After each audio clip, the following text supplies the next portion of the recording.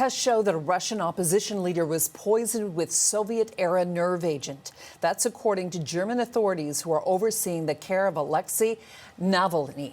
And as Chris Brown reports, there are calls for an investigation. Well, the language from Germany's government is very clear and very concise about what they believe happened to Alexei Navalny.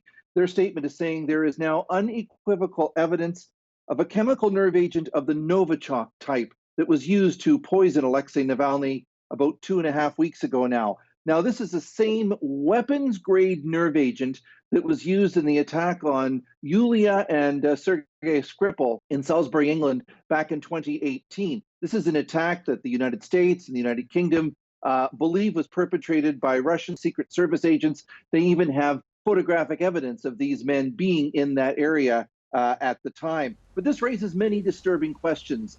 Who exactly authorized this attack? This is not the kind of substance that's readily available just to anyone. It was developed in the Soviet Union.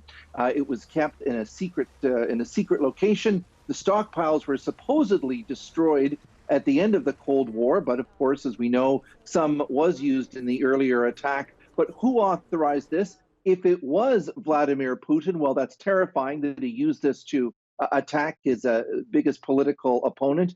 If it wasn't Vladimir Putin, it's equally terrifying because it means someone else didn't feel that they need this high level of approval, and they went and they did it themselves. One of Navalny's advisors is already saying on Twitter that this is essentially, because it was Novichok, as though Putin has left his autograph at the scene of the crime. Alexei Navalny is now recovering in hospital in Berlin. All we know is that he was severely injured by this attack. If it wasn't for the fact that the airline pilot who was flying him back to Moscow from Siberia, if he hadn't have landed, Navalny would probably be dead by now.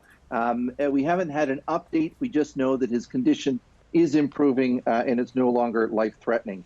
In terms of Russian reaction, well, already we're starting to hear a direction it may go. Some Kremlin news sources are saying, well, this couldn't have been Novichok, because if it was Novichok, it would have had some different kind of effect. So from the very beginning, they've tried to suggest that there was no merit to these allegations. In fact, this is likely something Navalny did to himself. That's going to be much more difficult to prove. Last time, we know that the EU and NATO countries imposed many diplomatic and economic sanctions on Russia because of the Skripal attack.